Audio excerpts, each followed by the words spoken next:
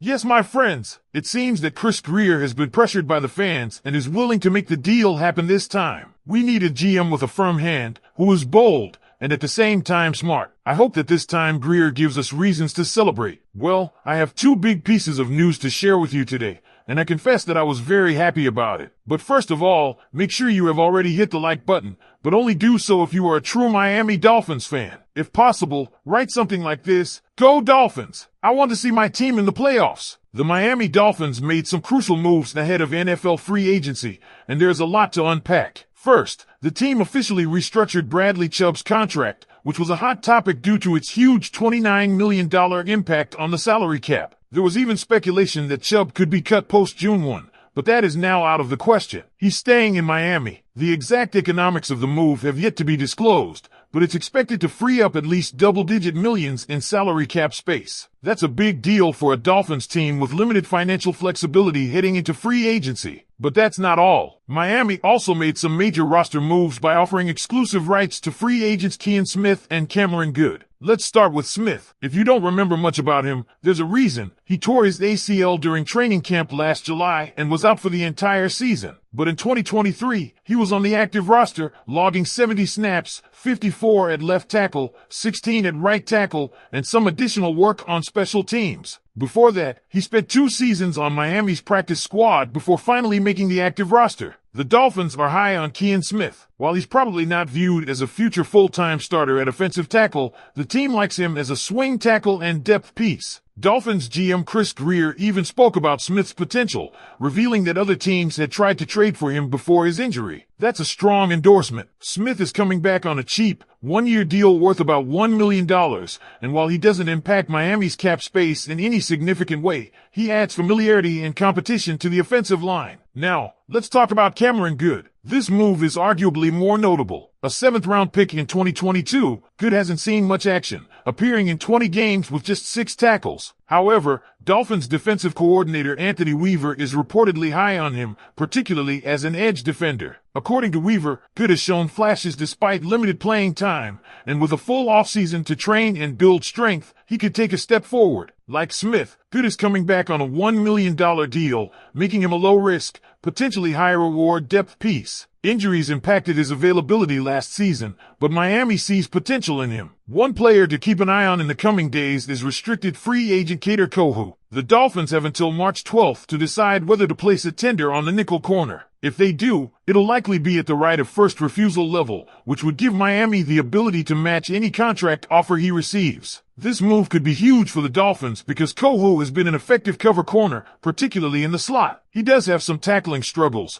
but his coverage ability is strong. If no other team makes a big offer, Miami could get him back for just $3.2 million on a 1-year deal, which would be excellent value. The biggest outside news that affects Miami? The Chicago Bears made another splash move, trading for All-Pro guard Joe Thuney from the Kansas City Chiefs. Why does that matter? Because the Bears were one of the biggest suitors for offensive guards in free agency. With around $80 million in cap space, they were poised to outbid teams like Miami for top offensive line talent. Now, after trading for both Thuney and Jonah Jackson, the Bears are out of the free agent guard market. That's massive for Miami. The Dolphins desperately need help at guard, but they don't have the cap space to win a bidding war. With Chicago out of the picture, the overall price tag for free agent guards could drop. That gives Miami a much better shot at landing one of their top targets without overpaying. The New England Patriots are still a competitor, as they also have major cap space and a need at guard. But with one big spender out of the mix, the situation has improved significantly for the Dolphins. So, who should Miami target in free agency? 2 names stand out: Kevin Zeitler and Robert Hunt. Both have proven themselves as strong zone-blocking linemen,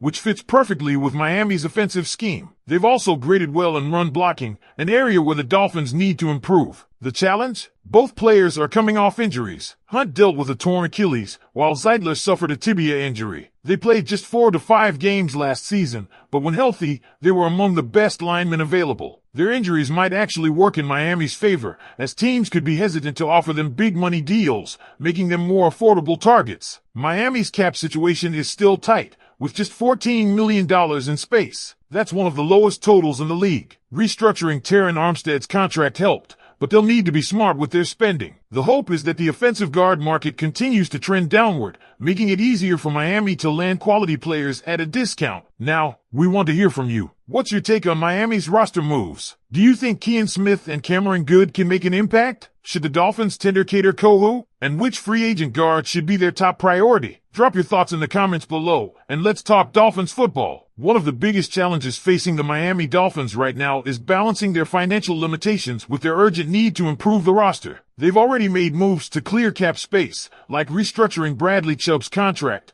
but they're still working with just $14 million. That's not a lot, especially when you consider the team's biggest needs: offensive line, defensive depth, and potentially another playmaker on offense. Let's talk more about the offensive line, because this is where Miami simply has to get better. Last season, injuries and inconsistency along the offensive front were major issues. The Dolphins' offense is built on speed, but none of that matters if Tua Tagovailoa doesn't have time in the pocket. The interior of the offensive line was especially problematic, and Miami needs at least one, if not two, starting caliber guards. With the Chicago Bears now out of the market after trading for Joe Thuney and Jonah Jackson, Miami's path to landing a quality guard has gotten easier. But there are still other teams in the mix, like the New England Patriots, who have cap space and are looking to upgrade their line as well. If the Dolphins want to land someone like Kevin Zeitler or Robert Hunt, they might need to get creative with how they structure contracts. One strategy could be using backloaded deals, similar to what they've done in the past. This allows Miami to sign a player without putting too much strain on their 2024 cap number. Another option is targeting players coming off injuries, as those players might be more willing to sign short-term, prove-it deals. This is why guys like Zeitler and Hunt make so much sense. They have high upside, fit Miami's system well, and could come at a discount due to their recent injury histories. But offensive line isn't the only area of concern. Defensively, the Dolphins need depth at linebacker and cornerback. The decision to tender Cameron Good shows they believe he can contribute, but they could still use more help in the pass rush department. Last season, Miami's defense took a hit with injuries, and they need to make sure they have enough depth to withstand the grind of a full season. One player to watch is Kader Kohou. Miami has until March 12th to place a tender on him, and it would be surprising if they didn't. Kohou has been a key contributor in the slot, and while his tackling has been inconsistent, his coverage skills have been solid. If they place a right of first refusal tender on him, it'll cost them about $3.2 million, which is a bargain for a starting caliber nickel corner. The only way he wouldn't return is if another team makes him an offer that Miami simply can't match. But given the current market, that seems unlikely. At safety, there's still some uncertainty. Javon Holland is locked in as a starter, but the Dolphins could look to add another veteran piece to the secondary. Brendan Jones and Deshaun Elliott both had moments last season, but Miami might want to bring in another experienced safety for competition. Looking at the bigger picture, the Dolphins have a solid core in place. They have one of the most explosive offenses in the NFL, led by Tua, Tyreek Hill, and Jalen Waddle. The defense has talent, but depth is a concern. Free agency is going to be a balancing act. Miami has to find ways to improve without overspending. So now it's time to hear from you. What do you think about Miami's offseason so far? Are you happy with the moves they've made? Who should they target in free agency? And what's the number one area they need to address? Drop your thoughts in the comments, and let's keep the conversation going. Go Dolphins! Fins up!